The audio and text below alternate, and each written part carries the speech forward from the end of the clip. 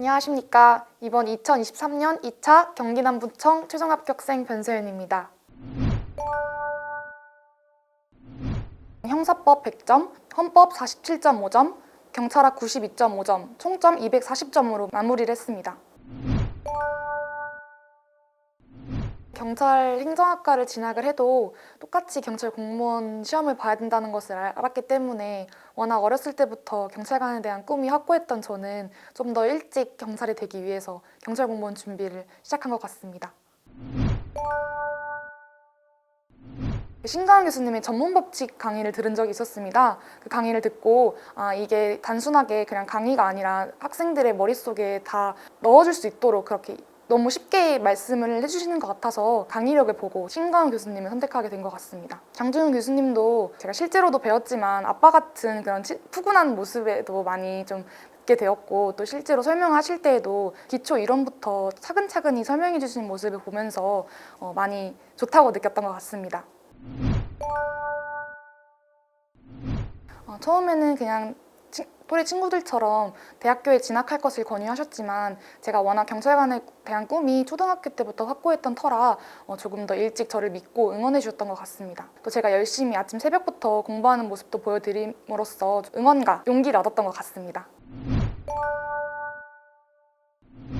헌법 같은 경우에는 과목 자체가 워낙 추상적이어서 처음에는 모르는 부분도 굉장히 많았지만 기출문제가 헌법 같은 경우는 가장 중요하다고 생각합니다. 그래서 제가 듣는 교수님 기출문제도 많이 풀어보고 또 다른 기출문제도 많이 풀어보면서 헌법 문제에 대한 감을 익히려고 많이 노력을 했었습니다.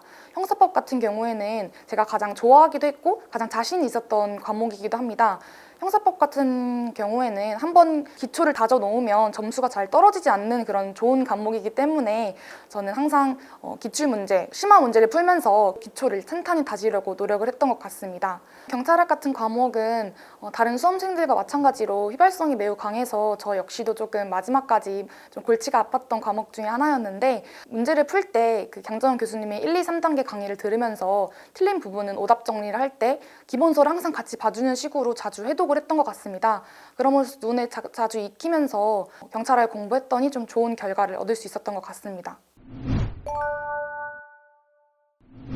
신가은 교수님의 기본 강의, 심화 강의, 그다음에 1, 2, 3단계 강의 모두 학습했습니다. 그 중에서 가장 도움이 되었던 강의는 심화 강의였던 것 같은데, 심화 강의 같은 경우에는 기본 강의에서 다루지 않은 내용들도 추가적으로 다루어 주시기 때문에 심화 강의를 들으면서 더욱더 기초를 다질 수 있었습니다.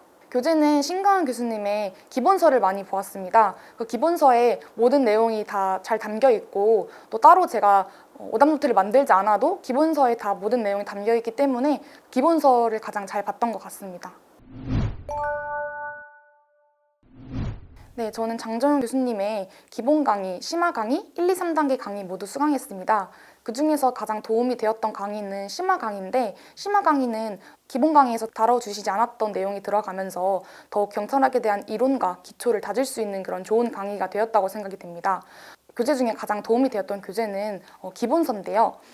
시험 전날에도, 시험 당일에도 기본서 한 권을 들고 가서 시험 보기 전까지 계속적으로 회독을 했던 적이 있습니다.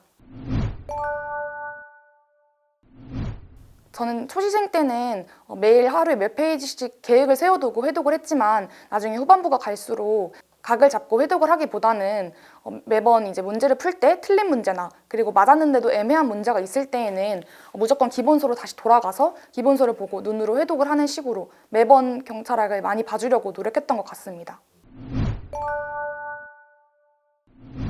경찰학 같은 경우에는 90점 이상 항상 받았던 것 같고, 그 다음에 형사법 같은 경우에는 92.5점 이하로 떨어진 적이 없었던 것 같습니다. 시험을 보기 전 마지막 한 달이나 2, 3주를 남겨두고 실제 시험장처럼 시간을 재고 문제를 풀어보는 것이 중요하다고 생각합니다. 그 과정에서 발생할 수 있는 실수를 미리 사전에 알고 고칠 수 있고, 또 시간 분배를 어떻게 하느냐가 가장 중요하기 때문에 그런 부분을 미리 연습하는 것이 중요하다고 생각합니다.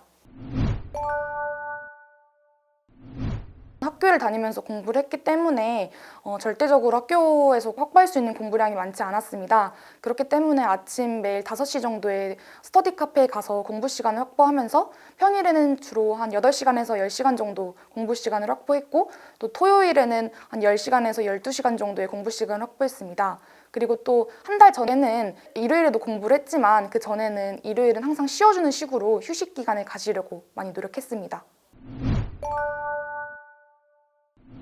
친구들이 대학 진학을 위해 수능 공부를 하는 것에 비해서 저는 조금 어렵고도 막막한 경찰 공무원 준비를 하다 보니까 내가 과연 합격할 수 있을까라는 두려움이 굉장히 컸습니다. 하지만 이것을 극복하기 위해서 수능 공부하는 친구들 못지않게 매일 공부도 열심히 하고 또 경찰관이 된 제 모습을 상상하면서 그런 슬럼프들을 겪어내려고 노력했습니다.